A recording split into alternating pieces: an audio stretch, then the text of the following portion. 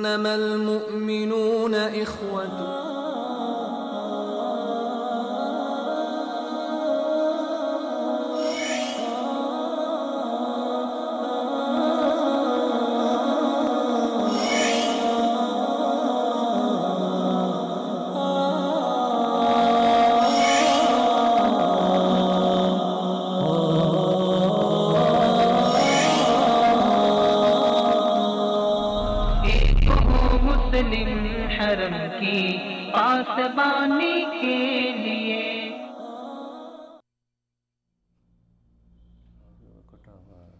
السلام علیکم ورحمۃ اللہ وبرکاتہ. پروگرام ایک ہو مسلم کے ساتھ میں ہوں آپ کا میزبان عبداللہ علم زیب، اور حسب سابق میرے ساتھ موجود ہیں میرے دوست محترم جناب جہان زیب منہاس صاحب. جہان زیب صاحب بہت شکریہ.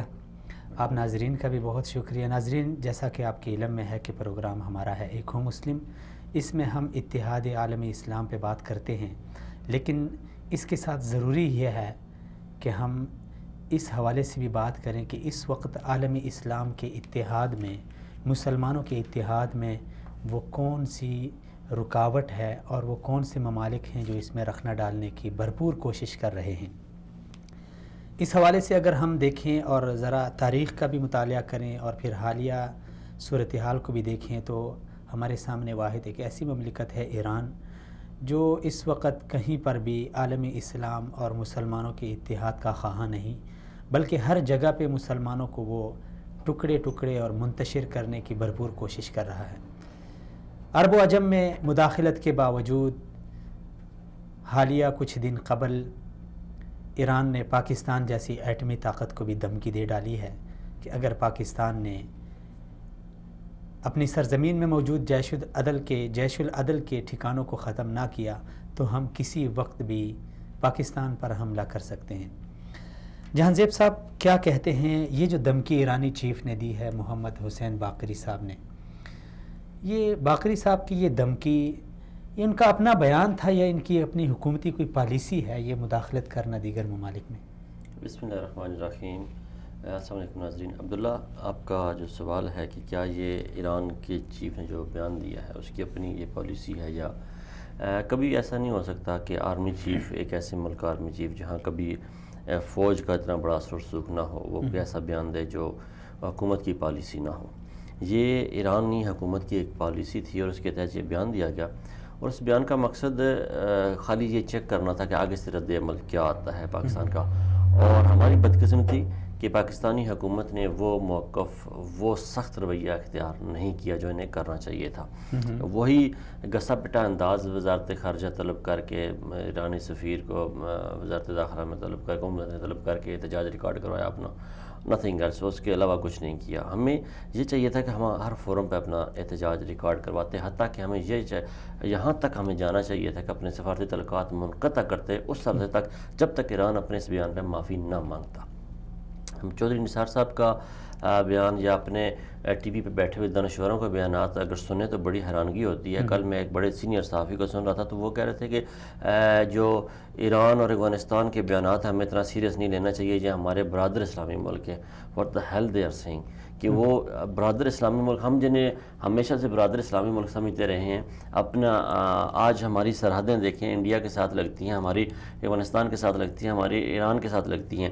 آج انڈیا اپنی پراکسی وار کو اٹھا کے وہ پاکستان میں منتقل کرنا چاہتا ہے، لیکن وہ عرصہ دراز سے جس کاوشوں میں ناکام ہوا ہے، اب ان کاوشوں کے لیے اس طریقہ کار کو اختیار کرتے ہوئے وہ ایران اور افغانستان کو اپنی جنگ کے لیے استعمال کر رہا ہے. اور یہ مورے اس کے بنے ہوئے استعمال ہو رہے ہیں، ان کے اپنے دماغ نہیں ہے، یہ سوچتے نہیں ہیں. پھر ایران کی جو دھمکی ہے اس کے پیچھے اگر پس پردہ جو حقائق ہیں ان میں اگر جائیں تو ان میں بہت بڑی ڈیٹیل ہے، اس کی کچھ مختلف وجوہات نظر جو آتی اس ہیں. کے سفیر نے، جو مہدی ہنر دوست تھے، انہوں نے انکار کیا کہ یہ اس کا اپنا بیان ہے آرمی چیف کا اور ہماری حکومت کا، اور جو پارلیمنٹ ہے اس کا اس کے ساتھ کوئی تعلق نہیں ہے. نہیں، اگر اس کا اپنا بیان ہے تو اسے کہیں کہ آ کے جواب دے. ہمارا آرمی چیف دیکھیں ISPR نے ایک ٹویٹ جاری کی ہے، وقت بدل گیا ہے، حالات بدل گئے ہیں. جہاں پہ ہر وقت فوج کا مارشل لا کا خطرہ منڈلاتے رہتے تھے، اب وہاں پہ صورتحال یہ آ گئی کہ ISPR کو اپنا بیان واپس لینا پڑا ہے، کیونکہ دنیا کی حالات جو ہیں وہ تبدیل ہو رہے ہیں بڑی تیزی کے ساتھ. دنیا کی جو وہ نقشہ تھا وہ تبدیل ہوتا جا رہا ہے بڑی تیزی کے ساتھ. جو محور تھا طاقت کا وہ نکلتا جا رہا ہے، عوام کے ہاتھوں میں جاتا جا رہا ہے. اب عوام، کبھی بھی ایسا نہیں ہوا کہ ایرانی عوام نے جو ہے وہ پاکستان کو اپنا دوست سمجھا ہو. یہ ہماری ایک بڑی غلط فہمی ہمیں یہ دور کرنی ہوگی. ہمارے پاس بڑا ایک اچھا موقع تھا، نادر موقع تھا کہ ہمیں ہمیشہ حکومتوں کی یہ ذمہ داری ہوتی ہے اور جو وہ کوششیں کرتی ہیں کہ ان کے ارد گرد جو ہیں وہ دوست حکومتیں ہیں یا ایسی حکومتیں ہیں جو ان کے مفادات کا پرچار کریں. جیسے امریکہ کرتا ہے کہ پوری دنیا میں وہ ایسی حکومتیں لے کے آتا ہے جو اس کے مفادات کا پرچار کرتی ہیں. اسی طرح اپنے ہمسائے، اپنے پڑوس میں ہمیں پوری کوشش کرنی چاہیے کہ ہم وہ حکومتیں لیں کہ جو ہمارے مفادات کا پرچار کریں یا ہمارے مفاد. ہمیں پتہ تھا کہ عبداللہ رشید دوستم یہ کبھی پاکستان کے دوست نہیں ہو سکتے، حمایتی نہیں ہو سکتے. انہوں نے پاکستان کی مخالفت کرنی ہے.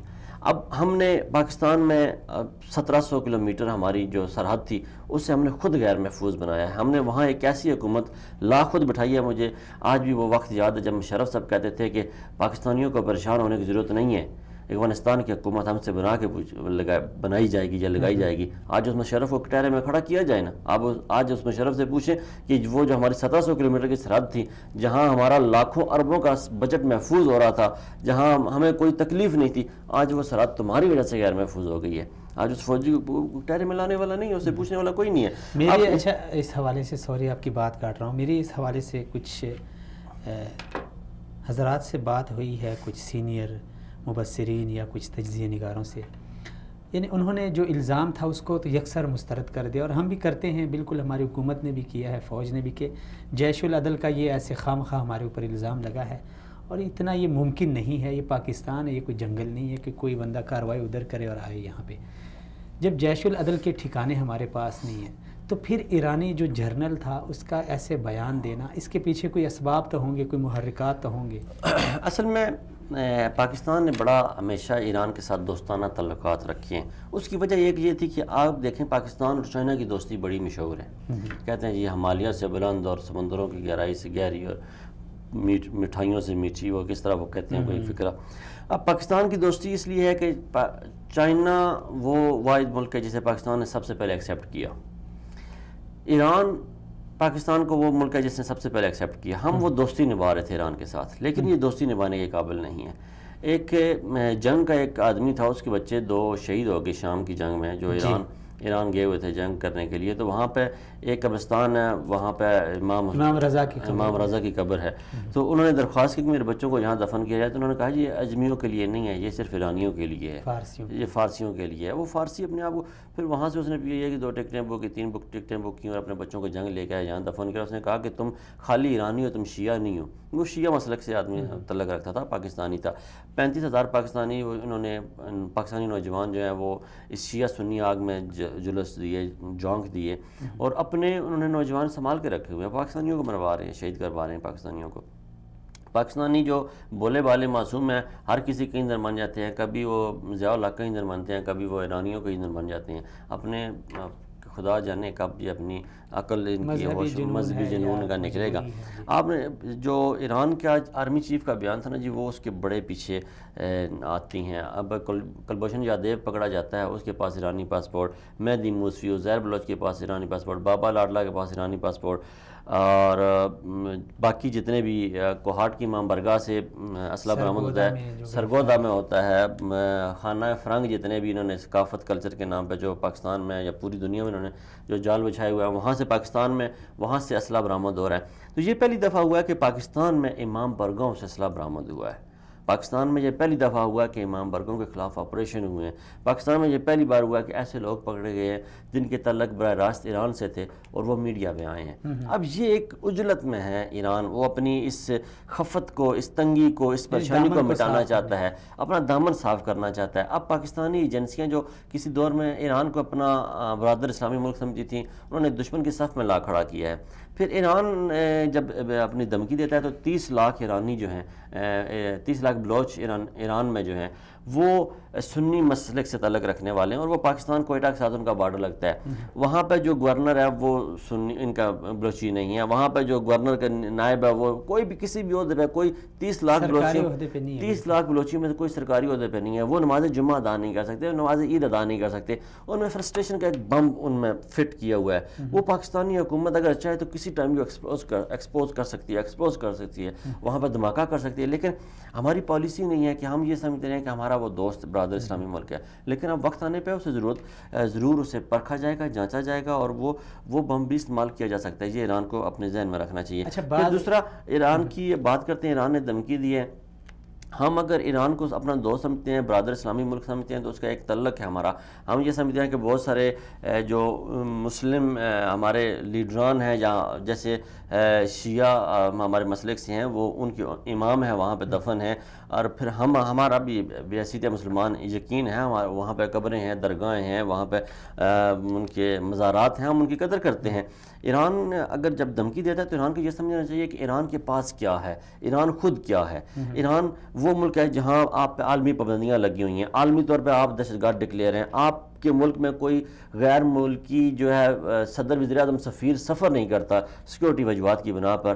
آپ جو ہے پوری دنیا کا آپ نے امن تباہ کیا ہوا ہے، مسلم دنیا کو آپ نے تہس نہس کیا ہوا ہے. ایران، شام، عراق، لیبیا، آپ نے یمن، سعودی عربیہ، بحرین، ہر جگہ آپ کی مداخلت ہے. اب پاکستان، بلوچستان میں آپ کی مداخلت، آپ کی کوئٹہ میں مداخلت، آپ کی وہاں پہ آگے ہمارے گلگت بلتستان میں مداخلت، آپ پاراچنار میں مداخلت. تو آپ دنیا کے سامنے ایران کا وہ جو چہرہ تھا نا، ایک امن پسند ایران کا چہرہ تھا، ایرانی جنگجو قوم کا چہرہ تھا، وہ اب ایرانی خباثت کا چہرہ نظر آنا شروع ہو گیا لوگوں کو. اب لوگ یہ سمجھ چکے ہیں کہ ایران جو ہے وہ اسلامی دنیا اب دیکھیں نا، وہ آئے دن 8 سال ان کا بیان آ جاتا ہے ہم مکہ مدینہ پہ قبضہ کر لیں گے. یا یہودی کہتے ہیں دنیا میں، یا ایرانی کہتے ہیں مکہ مدینہ پہ قبضہ کر لیں گے. اب پاکستانیوں کو بھی یہ سمجھ لینا چاہیے کہ ایرانی جو ہے وہ صرف ایرانی ہے، وہ نہ سنی ہے، وہ نہ شیعہ ہے، وہ نہ وہ دیوبندی ہے، نہ وہ وہابی ہے، نہ وہ بریلوی ہے. وہ صرف ایرانی ہے. اور وہ ایرانی فارسی ہے، وہی فارسی جو آگ کی پوجا کرتے تھے، آج بھی وہی فارسی ہے. ان کی عرب اور عجم کے ساتھ آج بھی وہی دشمنی ہے. وہ اپنے آپ سے کسی کو بالا تر سمجھ ہی نہیں سکتے، اور وہ اسی اجلت میں مارے جائیں گے کسی دن. اسی اجلت میں کوئی بڑا نقصان بعض حضرات اس کو جوڑ رہے ہیں کہ جب ہمارے آرمی چیف راحیل شریف صاحب یہاں اسلامی فوج کے سربراہ بنے، ان کو NOC دے دیا حکومت نے. اس پہ انہوں نے کافی احتجاج بھی کیا اپنا سفیر، اور پھر اس کے بعد فوراً ان کا وزیر داخلہ خارجہ بھی آیا جواد ظریف. جب یہ بات نہ بنی تو پھر یہ اس طرح کی حرکتیں کرنے لگی. نہیں، یہ جو دھمکی والا بیان تھا، یہ تو ایک میں اب بھی اپنے موقف پہ کہوں گا، پاکستانی حکومت کو بڑا سخت ایکشن لینا چاہیے تھا. اگر آج پاکستان ادھر سے ایران افغانستان اٹیک کر رہا ہے، ادھر سے ایران دھمکیاں دے رہا ہے، پاکستان کو چاہیے تھا کہ دو پڑوسی ہیں، لوگ کہتے ہیں پڑوسی تبدیل نہیں کیے جا سکتے. پڑوسی تو تبدیل نہیں کی جا سکتے، لیکن انہیں سبق سکھایا ضرور جا سکتا ہے. ایرانی سفیر کو ملک بدر کیا جاتا فوری طور پہ، ادھر افغانی سفیر کو ملک بدر کرتے اور ان سے کہتے کہ آپ ایران کے، ہم افغانستان میں تو ہم کسی ٹائم بھی ہے نا، افغانستان کو پتہ ہے آج بھی افغانستان کا 70% جو رقبہ ہے وہ طالبان کے پاس ہے. طالبان ہمارے دوست ہیں. ہم نے اس دنیا میں انسان سے غلطیاں ہو جاتی ہیں، غلطیاں ہم سے بہت بڑی یہ غلطی ہوئی پاکستانیوں سے کہ ہم نے وہاں پہ ایک ایسی حکومت لے کے آئی جو ہمارے مخالف تھی، جو ہمارے ساتھ نہیں تھی، ہمارے دوست نہیں تھے. وہ حکومتیں ہم اب بھی بنا سکتے ہیں.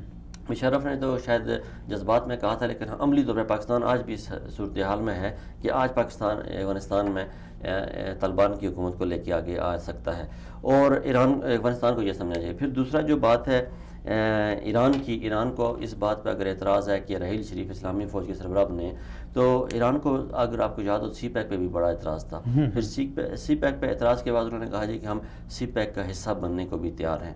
آج بھی ایران، مجھے پورا یقین ہے کہ جب یہ اسلامی الائنس بن جائے گا اور اس کا حصہ ضرور بنے گا ایران اپنے مفادات کی جنگ لڑ رہا ہے. ایران کو جب پتہ چل جائے گا کہ اب میں اس کا مقابلہ نہیں کر سکتا تو وہ گھٹنے ٹیک دے گا. ایرانیوں کی یہ شروع سے فطرت ہے، یہ جو ایرانی خطہ ہے، ایرانی بیلٹ ہے، ان کی یہ شروع سے فطرت رہی ہے کہ یہ طاقت کے آگے جا کے ایک دفعہ ٹکراتے ضرور ہیں، جب پسپائی کی طرف رستہ اختیار کرتے ہیں تو انہی کے پاؤں پڑ جاتے ہیں. اچھا، یہ ایرانی فوج کے آرمی چیف نے دھمکی دی، اس کے بعد پاکستان میں پھر سے ایک دہشت گردی کی لہر چل پڑی ہے. مستونگ میں جو ایک حادثہ ہوا بڑا افسوسناک تھا، اس کے بعد کل پھر گوادر میں وہ مزدوروں بیچاروں کو مار دیا گیا. اس کے پیچھے ایران ہے، اس کے پیچھے ایران ہے. اور اب بالکل پاکستان کو یہ چاہیے کہ جیسے ایران نے کھل کے کہا کہ ہمیں دہشت گردوں کے خلاف کارروائی کرنے کے لیے اگر پاکستان کے اندر جانا پڑا تو ہم جائیں گے، تو میں سمجھتا ہوں کہ پاکستان کو اب یہ موقع ہاتھ سے نہیں جانے دینا چاہیے. جیسے انڈیا نے دھمکی دی تھی تو پھر انڈیا کی ویڈیو پوری دنیا نے دیکھی، یوٹیوب پہ جو ویڈیو آئیں، ہم ایسے ویڈیو اس کی آ چکی ہے ایران کی بھی. ایران کے جو بارڈر سیکورٹی فورسز مارے ہیں پاکستان نے، وہ شاید ویڈیو نہیں بنائی کہ برادر اسلامی ملک ہے اس لیے. تو میں چاہتا ہوں کہ پاکستانی فوج کو چاہیے کہ وہ چیزیں بھی دنیا کو دکھائیں کہ ہم ان کے ساتھ کیا کیا ہے. اور وہ جو مداخلت ایرانی بارڈر سے ہو رہی تھی اس کے ثبوت بھی پاکستان دنیا کو دکھائے. جیسے اگر ہم دنیا کو دکھانے میں دیر کریں گے تو دنیا ہمیں دکھائے گی ہم کیا کر رہے ہیں. جیسے کلبھوشن یادیو کا معاملہ تھا، ہم دنیا میں ہمارے وزیر اعظم یونائٹڈ نیشن میں گئے، وہاں انہوں نے چپ سادھے رکھی، دنیا کے کسی فورم پہ نہیں بولے. آج وہ معاملہ عالمی عدالت میں لے گئے ہیں. میاں محمد نواز شریف صاحب اپنے بزنس کے لیے، اپنے کاروبار کے لیے خدا را ملک کو تباہ نہ کریں، ملک کی عزت کو دو پہ نہ لگائیں. تو یہ ہے کہ اگر ہم دنیا میں اپنی آواز کو بلند نہیں کریں گے، دنیا ہمارے خلاف اپنی آواز بلند کرے گی، اور شاید ہماری آواز پھر اس وقت اتنی کمزور ہو چکی ہو کہ اس آواز کے نیچے دب جائے. تو اس سے پہلے کہ ہماری آواز دبنا شروع ہو جائے، ہم خود اپنی آواز بلند کریں. اب دنیا کے سامنے رکھیں کہ ہمارے ملک میں امن کون تباہ کر رہا ہے، اصل دہشت گرد کون ہے، دہشت گردوں کے ٹھکانے کہاں پہ. اس وقت سب سے بڑا مسئلہ دنیا کو دہشت گردی ہے. پوری دنیا کے جو جتنے بھی ممالک ہیں وہ سارے دہشت گردی سے نبرد ازما ہیں، اور دہشت گردی کا محور اور مرکز جو ہے پاکستان کو گردانا جاتا ہے. لیکن اب یہ دنیا پہ ظاہر ہونا شروع ہو گیا، اشکارا ہونا شروع ہو گیا کہ جو پاکستان میں دہشت گردی ہو رہی تھی وہ کہاں سے ہو رہی تھی. پاکستان میں ہونے والی دہشت گردی ساری دنیا کو پتہ چل چکا ہے کہ انڈیا سے ہو رہی تھی، ایران سے ہو رہی تھی، افغانستان سے ہو رہی تھی. اور انڈیا جو ہے اپنی جو اس کی سٹیٹس ہیں، جنہوں نے وہ بنگال سٹیٹ ہے، کیرلا سٹیٹ ہے، اور 2-3 سٹیٹس ہیں اس کی، جہاں پہ کشمیر ہے، جہاں پہ وہ آزادی کی جنگ لڑ رہے ہیں. وہ آزادی کی جنگ، اس کی آواز کو دبانے کے لیے دیکھیں نا، ہم نے انڈیا میں جو ہو رہی ہے اس کو دبایا، ہم نے اس پہ کبھی بات نہیں کی. ہم نے کبھی نہیں کہا کہ انڈیا میں بنگال میں بات ہو رہی ہے، انڈیا میں تامل ناڈو خالستان میں بات ہو رہی ہے، کشمیر میں بات ہو رہی ہے. ہمارے ٹی وی ٹاک شوز میں کبھی وہ زیر بحث نہیں آیا. لیکن انڈیا کے ہر دوسرے ٹاک شو میں بلوچستان زیر بحث ہوتا ہے، بلوچستان علیحدگی کی تحریک مانگ رہا ہے، پھر گلگت کا ہوتا ہے، پھر کراچی تک وہ آئے ہیں، انہوں نے کہا جی کراچی الگ ملک بننے والا ہے، کراچی الگ. ایک اہم سوال ہے، مثلا پراکسی وار لڑنے کے لیے کسی بھی ملک میں آپ کے پاس بڑا سرمایہ ہونا چاہیے. اس وقت اگر ہم دیکھیں بڑے بڑے ممالک تھے، انہوں نے 2-4 ملکوں میں مداخلت کی، اس کے بعد ان کی اکانومی بالکل گر گئی ہے، یعنی وہ انہوں نے گھٹنے ٹیک دیے. اب دیکھیں امریکہ نے افغانستان میں پنگا لیا، عراق میں لیا، تو اس کے بعد وہ کافی یعنی وہ جانے پہ مجبور ہو گئے. یعنی اتنے ایران ایک ایسا ملک ہے جو اس وقت بیک وقت 4-5 ملکوں میں اس کی مداخلت ہے.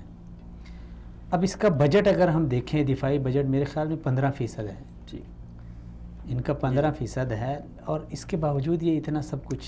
بڑا اچھا سوال کیا عبداللہ آپ نے. جب اسرائیل اور مصر کی جنگ لگی ہوئی تھی تو اسرائیل کی وزیر اعظم نے اپنی قوم سے خطاب کیا اور اس نے کہا کہ مجھے اس وقت ملک کی 70% اکانومی کا اسلحہ خریدنا پڑے گا. آپ نے 2 باتوں میں سے ایک بات کا اختیار آپ کو پاس ہے ایز اے نیشن.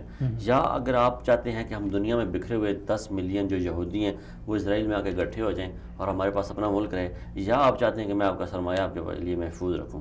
تو پوری قوم نے کہا کہ ہم چاہتے ہیں کہ آپ ہمارے لیے اسلحہ خریدو، ہم گھاس کھا لیں گے، گزارا کر لیں گے. آج وہ دنیا کے سامنے ایک بہترین قوم بن کے کھڑے ہوئے ہیں.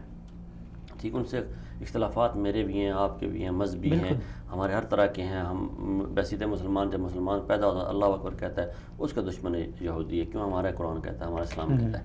اب یہودی جو ہیں انہوں نے ڈائریکٹلی وہ وار نہیں کرتے، انہوں نے اب ڈائریکٹ مداخلت کرنا چھوڑ دیا. اب دنیا میں جہاں بھی ہوتا ہے اپنے مورے استعمال کیے جاتے ہیں. ایران جیسے دنیا میں کہیں بھی استعمال کرتا ہے تو پاکستانیوں کو استعمال کرتا ہے، یا انڈینز کو استعمال کرتا ہے، یا عرب ممالک میں سے بھی لے کے جاتا ہے، وہ ان کو استعمال کرتا ہے. اسی طرح یہودی جو ہیں وہ ایران کو استعمال کرتے ہیں. اب ایران دیکھیں نا، ایران آپ مقاصد کو دیکھا کریں، کسی بھی چیز کو آپ نے سمجھنا ہوگا اس کا یہ کیوں ہو رہی ہے تو اس کے مقاصد دیکھیں. اب ایران کی جتنی بھی کاروائیاں ان کے مقاصد دیکھیں. ایران کا جتنا بھی اس نے شام میں، عراق میں، لیبیا میں، یمن میں، یا سعودی عرب کے جو علاقوں میں وہ افراتفری پھیلاتا ہے، یا مکہ مدینہ میں جو بلاسٹ ہوتے ہیں، یا وہ بحرین کو ڈسٹیبلائز کرتا ہے، اس کا مقصد یہ ہے کہ وہ سعودی عربیہ کے گرد اپنا جال تنگ کرتا جا رہا ہے. سعودی عربیہ کے گرد جال تنگ کرنے کے 2 ہی مقاصد ہو سکتے ہیں، مدینہ کا حصول اور مکہ کا حصول. مدینہ کا حصول کس کی پالیسی ہے؟ یہودی کہتے ہیں ہمارا آبائی گھر ہے، ہم نے لینا ہے یہ. ٹھیک ہے جی. اب ان کو اپنے مقاصد کی، کیونکہ وہ چاروں طرف سے اسلامی دنیا میں گرے ہوئے ہیں، گو کہ اسلامی ملک جس مرضی حالت میں ہوں گے، اگر اسرائیل ڈائریکٹ وار کرے گا مکہ مدینہ میں تو وہ اس کے خلاف کھڑے ہو جائیں گے، اٹھ کھڑے ہوں گے. لیکن اگر یہی وار جو ہے اسلامی ملک کی طرف سے آتی ہے تو پھر وہ بیچارے مجبور ہو جائیں گے سوچنے پہ، اور اگر وہ پراکسی وار کے ذریعے ہوگا تو مزید مجبور ہو جائیں گے سوچنے پہ کہ آیا وہ کر بھی رہا ہے کہ نہیں. ایران جو ہے وہ مورا بنا ہوا اسرائیل کا. اب پاکستان ایک کسی بھی صورت میں مستحکم پاکستان اسرائیل کے لیے بھی ایک خطرہ ہے. اسرائیل کے ہم اگر آپ ٹاک شو دیکھیں اسرائیل کے تو وہاں پہ کنٹینیوسلی وہ پاکستان کو ڈسکس کرتے ہیں. ہم نے تو کیونکہ ہماری تو ایک اتنی فطرتی دشمنی ہے اسرائیل کے ساتھ، ہم کوئی اس کا چینل کھولنا پسند نہیں کرتے، ہم اس کے ٹاک شو دیکھنا پسند نہیں کرتے. وہی مسئلہ جو لیاقت علی خان نے پاکستانی مسلم قوم کو بتایا تھا کہ آپ انگریزی نہیں پڑھو گے تو انگریزوں کا مقابلہ کیسے کرو گے. اگر آج ہم وہ اسرائیل کی پالیسیز کو نہیں دیکھیں گے، مانیٹر نہیں کریں گے اس کے ٹاک شوز کو، تو ہم اسرائیل کا مقابلہ کیسے کریں گے. وہ کنٹینیوسلی پاکستان کو مانیٹر کرتا ہے، پاکستان کی ایک ایک بات کو وہ ڈسکس کرتا ہے. ایون راحیل شریف کے اپائنٹمنٹ پہ راحیل شریف کے اپائنٹمنٹ پہ ان کے ٹی وی چینل، اسرائیل کے ٹی وی چینلز نے اتنا بڑا انہوں نے مسئلہ کھڑا کیا یا اتنی بڑی انہوں نے پرابلم کریٹ کی، دنیا کو اتنا پروپیگنڈا کیا. انہوں نے کہا کہ راحیل شریف نے ایران کو دھمکی دی کہ اگر تم نے سعودی عربیہ کے ساتھ کوئی کام حملہ کیا یا وار کی تو ہم تمہیں وائپ آؤٹ کر دیں گے، دنیا کے نقشے سے مٹا دیں گے. تو اس لیے راحیل شریف جو ہے وہ سعودی عربیہ میں آیا ہے اور اس پہ ایران نے پروپیگنڈا کیا. اب ایران پروپیگنڈا کی اسرائیل کیوں پروپیگنڈا کرے گا ایران کے بیاف پہ. اب ایران پھر اس کے بعد سب سے زیادہ تکلیف کس کو ہوتی ہے؟ ایران کو ہوتی ہے. اس لیے اب یہ جب اگر کڑیاں ملائی جائیں تو ان دونوں ممالک کے آپس میں مفادات ملتے ہیں. جب مفادات ملتے ہیں تو ایسے نہیں ملتے، اس کے لیے سپورٹ بھی ہوتی ہے، اس کے لیے فنڈنگ بھی ہوتی ہے، اس کے لیے خرچہ کیا جاتا ہے. وہ شیخ رشید صاحب کہتے ہیں نا لگانے سے ملتا ہے. تو یہ پھر وہ مال آپ پوچھتے ہیں کہ 15% بجٹ میں اب پاکستان جیسا ملک جو اپنی آرمی پہ 90% یا 70% لگاتا ہے، 80% لگاتا ہے، تو پھر بھی اس کی آرمی کہتی ہے کہ ہم ڈرون گرانے کی ہمارے پاس استطاعت نہیں ہے. امریکن ڈرون ایرانی حدود میں داخل ہوتا ہے، وہ ہیک کر کے نیچے اتار لیتے ہیں. تو یہ بات ہے کہ اب آپ کا جو سوال تھا اس میں امید کرتا ہوں آپ کو جواب مل گیا ہوگا کہ جو ایران کے پیچھے بیک اپ ہے، جو ایران کو سپورٹ کر رہا ہے، وہ لوگ ہیں جو پاکستان کے مفادات کے ساتھ خلاف ہیں. ان جتنے اسلامی ممالک میں مداخلت کی ہے ایران نے اس کے مخالف ہیں، تو وہی اس کو سپورٹ کر رہے ہیں. اچھا، اب سیناریو کیا ہو گیا، کیا ہوگا؟ مثلا شروع میں جب یہ ایرانی انقلاب آیا تو انہوں نے یہ نعرہ لگایا اور اس میں ہو سکتا ہے بڑے یعنی جو نادان بیچارے مسلمان تھے وہ اس فریب میں آ گئے کہ ایران دنیا میں واحد ملک ہے جو مرگ بر امریکہ اور مرگ بر اسرائیل کے نعرے لگا رہا ہے. وہ واحد ایک ملک ہے یہ جو امریکہ اور اسرائیل کے خلاف ہے. لیکن آہستہ آہستہ یہ حقیقت کھلتی گئی. یہاں پہ یہ حوثی باغیوں کی پشت پناہی اور لبنان میں، اور پھر اس طرح سقوط حلب کے بعد اب کیا سمجھتے ہیں آپ؟ یعنی ابھی سینیریو کیا ہوگا؟ یعنی ایران کے حوالے سے جو لوگوں کا ایک نظریہ تھا پہلے، وہ تبدیل ہوگا یا اسی طرح برقرار ہے؟ ایران کے حوالے سے لوگوں کا پہلے بھی نظریہ تبدیل تھا جی. ایران جو پہلے کافی یعنی زیادہ وہ تھے نا، خاص کر ہم پاکستان میں دیکھیں تو پاکستان میں اچھے بھلے یعنی پڑھے لکھے لوگ بھی کہہ رہے تھے یار وہ ایران ہی واحد ایک اسلامی ملک ہے. وہ آج ایک دوست نے کچھ اسی بات پہ ڈسکس کر رہے تھے ہم ایران پہ، تو اس نے شعر بھیجا، مجھے اس کے الفاظ یاد نہیں رہتے کہ ہمیشہ ہی نہیں رہتے کبھی چہرے نقابوں میں، سبھی کردار کھلتے ہیں کہانی ختم ہونے پر. واہ، ٹھیک ہے نا جی. یہ کہانی ابھی ختم ہوئی ہے یعنی کہانی اینڈ کے قریب پہنچ چکی ہے. یہ اللہ کا بڑا ایک نظام ہے کہ وہ ہر کسی کی منافقت کو اس دنیا پہ یہاں کرتا ہے. اب وہ وقت آ گیا ہے کہ دنیا پہ دیکھیں خود بخود اب عام ایک بچہ تھا نا جی. دیکھیں اگر پاکستان میں جو سب سے بڑی سپورٹ تھی ایران کو وہ شیعہ مسلک سے، ہمارے دوست ہیں ہمارے بھائی ہیں، شیعہ مسلک سے تھی سپورٹ. ٹھیک ہے، اب شیعہ مسلک کے جو لوگ تھے انہیں پتہ چل گیا ہے کہ ایرانی تو صرف ایرانی ہیں. جی بالکل ایسی، وہ صرف ایرانی ہیں، وہ ان کے بھی تابع دار نہیں ہیں، ان کے بھی حمایت یافتہ نہیں ہیں، وہ انہیں پیسہ لگاتے ہیں، انہیں استعمال کرنے کے لیے پیسہ لگاتے ہیں. میں نے آگے ایک دفعہ بات کی تھا، اگر آپ کو یاد ہو کہ دنیا میں جتنا بھی جہاں بھی کوئی مسلمان ہے وہ مذہب کے نام پہ فراڈ یا دھوکہ کھاتا ہے. مذہب مسلمان کے لیے ایک ایسی چیز ہے کہ وہ دھوکہ اس لیے کھا جاتا ہے کہ وہ چاہتا ہے کہ میری مرنے کے بعد کی زندگی سکون سے گزر جائے، میری قبر ٹھنڈی ہو جائے، چاہے وہ کسی مسلک مذہب فرقے سے تعلق رکھتا ہو. جی ٹھیک ہے، اس کا یہی عقیدہ ہے. مسلمان ہے، اس نے کلمہ پڑھا ہوا ہے، وہ کلمے کے بعد جو مرضی پڑھتا رہے. اس نے کلمہ پڑھا ہوا ہے تو اس کا یہی ہر فعل، ایون وہ کسی انسان کا قتل کر رہا ہے تو وہ یہی سوچ کے کرتا ہے کہ میری قبر ٹھنڈی ہو جائے. جو خود کچھ بمبار ہیں انہیں بھی مذہب کے نام پہ اکسایا جاتا ہے. جی بالکل. اسی طرح ایران جو پاکستان میں اپنی جنگ لڑ رہا تھا، جو اپنے مفادات کی جنگ لڑ رہا تھا، اسے بڑی کاری ضرب لگی ہے، بڑی ٹھیس پہنچی ہے۔ بحرین میں اسے بڑی ضرب لگی ہے، بڑی ٹھیس پہنچی اسے۔ اب جب شام کی جو جنگ تھی وہ اس کے سر پڑ رہی ہے، ٹھیک ہے، بشار الاسد کو اس نے حمایت کی، بشار الاسد ناکامیوں کی طرف مسلسل گیا، وہ ایک بہت بڑا امن کا خطہ تھا وہ۔ اور پھر دوسرا آپ دیکھیں کہ اس بات کا یہ ایک بڑا واضح ثبوت اور اس بات کی ایک بڑی واضح گواہی ہے کہ یہ جتنے بھی دیکھیں، اگر ہم کہیں کہ یہ طالبان یا جتنے بھی یہ داعش ہے، ISS ہے، یہ تکفیری جتنے بھی لوگ ہیں، یہ ایران کی حمایت یافتہ نہیں ہیں، تو ہاؤ اٹس پاسبل کہ ایران کی اتنی اپنی بارڈر سیکیورٹی اتنی سخت تو نہیں ہے کہ یہ لوگ وہاں داخل نہ ہو سکیں؟ کیا عرب سے لوگ وہاں پہ زیارت کرنے نہیں جاتے ایران میں؟ کیا وہاں پہ ڈٹرجنٹ نہیں بکتے؟ کیا وہاں پہ سائیکلوں کے بیرنگ نہیں بکتے؟ کیا وہاں پہ یہ اسلحہ نہیں بنایا جا سکتا؟ وہاں پہ یہ لوگ جا کے اسلحہ نہیں بنا سکتے؟ وہاں پہ یہ جا کے ایکسپورٹ نہیں کر سکتے اپنے آپ کو؟ کیوں نہیں کرتے؟ وہاں پہ انہیں آرڈر نہیں ہے، وہی انہیں تیار کرتے ہیں، وہی انہیں دنیا میں بھیجتے ہیں، اپنے آپ کو انہوں نے محفوظ کیا ہوا ہے، دنیا کو انہوں نے امن کا جو گہوارہ دنیا تھی اسے عذاب بنایا ہوا ہے۔ اب جو عالمی طاقتیں تھیں جو دنیا کے امن کے لیے اپنا پیسہ خرچ کر رہی ہیں، اپنا مال لگا رہی ہیں، اپنا وقت لگا رہی ہیں، اپنی فوجیں بھیج رہی ہیں، انہیں سوچنا ہوگا کہ یہ ایران اور اسرائیل جو ہیں چھوٹے چھوٹے تو ہیں، یہ خود محفوظ ہیں، ان میں کبھی کوئی دھماکہ نہیں ہوا، ان میں کبھی کوئی سوسائڈ نہیں گیا۔ حالانکہ دیکھیں نا، پاکستان میں جب بھی کوئی سوسائڈل اٹیک ہوتا ہے تو وہ پارا چنار میں ہوتا ہے یا کوئٹہ میں ہوتا ہے، تو ایران یا ایک پاکستان میں مکتبہ فکر ہم نام لیتے اہل تشیع جو ہیں وہ کہتے ہیں جی کہ سنیوں نے اس اٹیک کروایا ہے کیونکہ وہ ہم سے مخالفت کرتے ہیں یا ہمیں وہ کافر سمجھتے ہیں۔ ایسا ہرگز نہیں ہے، جس نے کلمہ پڑھا ہے ایک مسلمان کے پاس اختیار ہی نہیں کسی کو دوسرے کو وہ کافر قرار دے۔ اب بات یہ ہوتی ہے کہ یہ اپنی پراکسی وار ہوتی ہے اور اپنے انتشار پھیلانے کے لیے کیا جاتا ہے۔ اگر یہ بات سمجھ لی جائے، اگر وہ جو پاکستان میں جتنے ہمارے نادان دوست ہیں جو لوگ کہتے ہیں کہ یہ سنیوں کی کارروائی ہیں، تو ان کے لیے میرا سوال ہے کہ آپ کہتے ہیں کہ جی ایران پاکستان سے ایران میں لوگ جا کے جیش العدد کے لوگ جا کے کاروائیاں کرتے ہیں، تو جیش العدد والوں کو یہ نہیں پتا کہ سوسائڈ اٹیک کیسے کرنا ہے؟ جیش العدد والوں کو ہم نے کبھی نہیں سنا ایران میں کوئی بلاسٹ ہوئے، ہم نے کبھی نہیں سنا وہاں کوئی بندے مارے ہیں، ہم نے کبھی نہیں سنا وہاں دھماکے ہوئے، ہم نے کبھی نہیں سنا وہاں دہشت گردی ہوئی ہے۔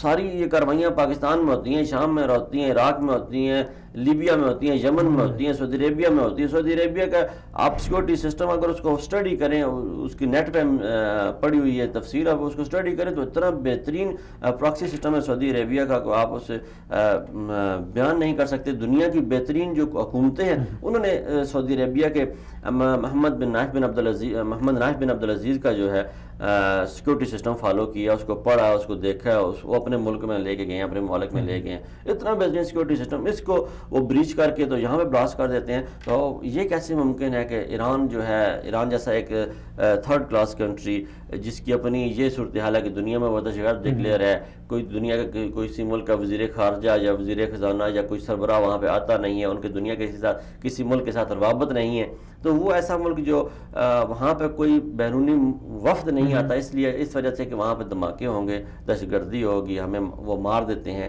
وہ دہشت گرد لوگ ہیں، تو وہاں وہ اتنا امن سکون کیسے ہے؟ صرف اسی وجہ سے ہے کہ یہ جتنے بھی تیار ہو کے آتے ہیں وہ نرسریاں ہیں، جو پناہ گاہیں ہیں، جو کمین گاہیں ہیں ان کی، وہ محفوظ رہتی ہیں ہمیشہ۔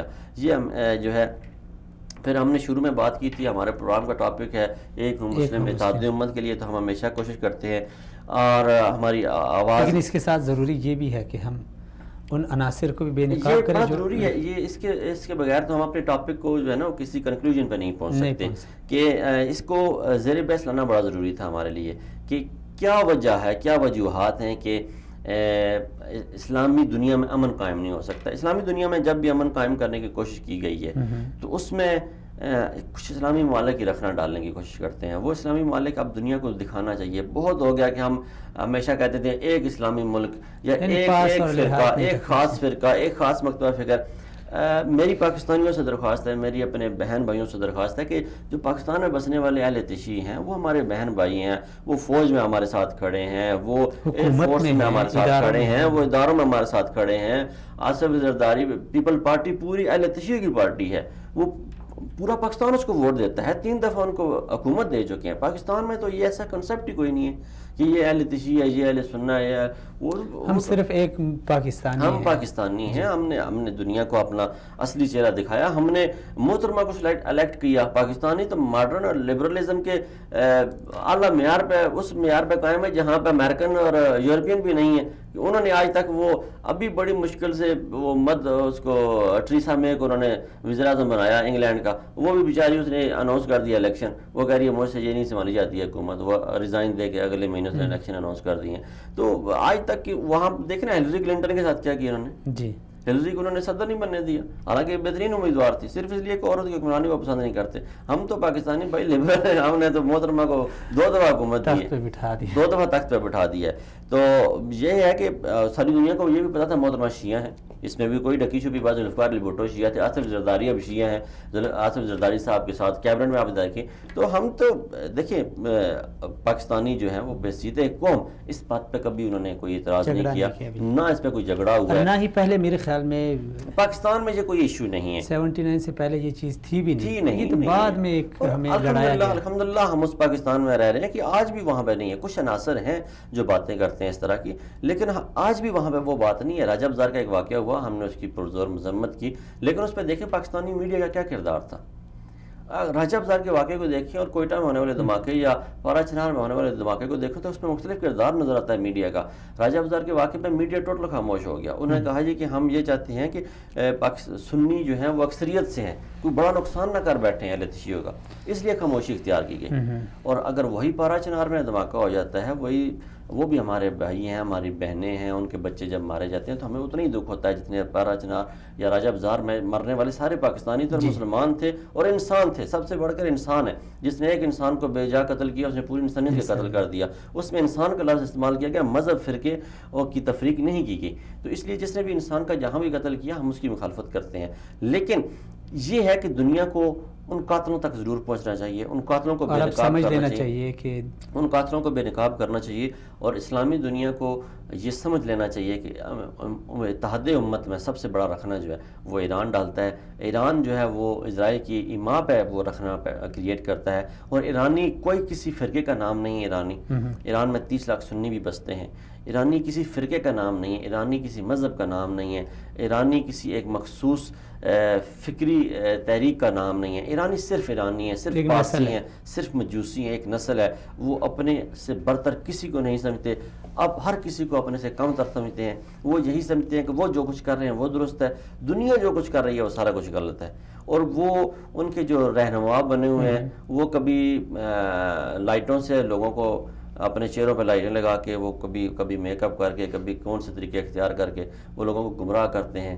وہ حج جیسی عظیم عبادت کو انہوں نے طیب سنیس کیا، دنیا نے دیکھا کہ حرم مکہ اس گھر پہ انہوں نے اٹیک کیا جس کی حفاظت کا ذمہ اللہ نے خود اٹھایا ہوا ہے۔ دنیا کو تو اسی دن پتہ لگ جانا چاہیے تھا کہ ان کے مقاصد کیا ہیں، جو انقلاب ایران تھا اصل میں وہ کیا چیز ہے، جو ان کی سوچ ہے ایرانیوں کی وہ کیا چیز ہے۔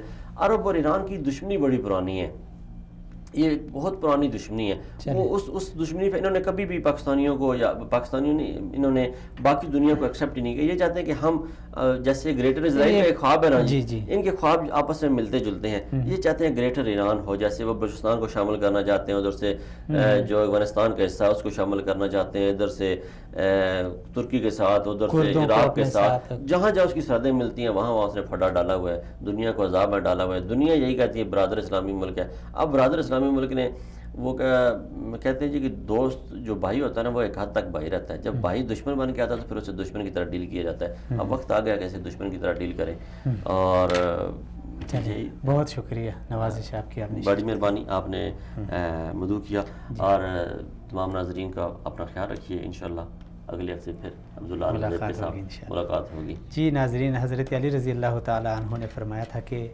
جس پر تم احسان کرو اس کے شر سے بھی بچو۔ اگر دیکھا جائے تو عراق اور ایران کی جب جنگ ہوئی تو ایک طرف عراق تھا جس کے ساتھ پورے ہمارے اسلامی ممالک اس کے ساتھ تھے، اور خاص کر ہمارا دوست ملک سعودی عربیہ، اس نے کہا تھا کہ آپ عراق کا ساتھ دو، لیکن وہاں پہ پاکستان نے بڑی ایسی پالیسی اپنائی کہ جس سے ہمارے بہت سارے ممالک ہم سے ناراض بھی ہو گئے اور ایران کو ناراض نہیں کیا۔ اس کے بعد اگر دیکھا جائے تو یمن میں جو حوثی باغیوں کا معاملہ تھا، وہاں پہ फ़ौج भेजने का मसला आया तो पाकिस्तान ने यही सोच के कि हमारा पड़ोसी है और बिरादर मुल्क है, इसीलिए वहाँ पे भी इस तरह हमसे बहुत सारे ममालिक नाराज़ हो गए। अब यानी बार बार इतने एहसानात और फिर हमारे ऊपर गोलाबारी, सरहद की ख़िलाफ़ वर्जी और वहाँ उनकी एजेंटों की गिरफ़्तारी और हमारे नौजवानों को अपनी जंग में झोंकने की गलती और एक जुर्म, इन सब के बावजूद ये नहीं है। मुझे और आपको पता है, तो हमारे इदारों को भी पता है, ISI को भी पता है, फ़ौज को भी पता है और हुकूमत को भी पता है, लेकिन सिर्फ़ एक ये सोच के कि पड़ोसी है और बरादर मुल्क है, इसीलिए ख़ामोश हो जाते हैं। और उसका बदला फिर वही हज़रत अली रज़ी अल्लाह ताला अन्हु ने जो फरमाया था कि जिस पे एहसान करो उसके शर से भी बचो। इसलिए अभी हमें इतने सारे एहसानात के बावजूद ये जो शर का सामना करना पड़ रहा है, तो इस शर से बचने के लिए हमें संजीदगी के साथ सोचना चाहिए और अभी हमें बग़ैर किसी यानी मसलकी और मज़हबी तफरीक़ के हमें अपने दोस्त और दुश्मन की पहचान होनी चाहिए और पहचान करके फिर उसके ऊपर यानी उससे नज़र को यानी फेरना नहीं चाहिए, बल्कि उसके ऊपर गहरी नज़र रख के उसको बेनकाब करना चाहिए। ये हमारी ज़िम्मेदारी है, ये इस ममलिकत में रहने वाले हर पाकिस्तानी की ज़िम्मेदारी है, चाहे वो शिया हो सुन्नी हो, क्योंकि बात है इस ममलिकत की सलामती की, इस मट्टी की और इस धरती की सलामती की और इस कौम की हिफाजत और यहाँ पे अमन की। तो इस पे मेरे ख़्याल में कोई कंप्रोमाइज़ नहीं होना चाहिए, चाहे वो ईरान हो, अफ़गानिस्तान हो, इंडिया हो, जो भी मुल्क हो। इस पाकिस्तान के तरफ मैली आँख से देखे तो हम पाकिस्तानी हैं और फिर जो शेर को ललकारते हैं उनका अंजाम पूरी दुनिया बखूबी जानती है। इजाज़त दीजिए, अगले प्रोग्राम में फिर से मुलाकात होगी, तब तक के लिए अल्लाह हाफिज़।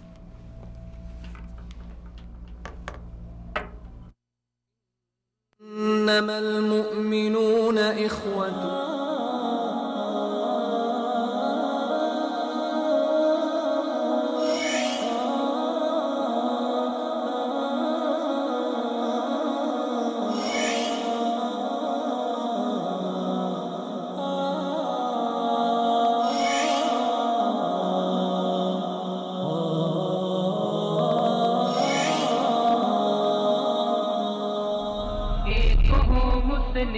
हरम की पासबानी के लिए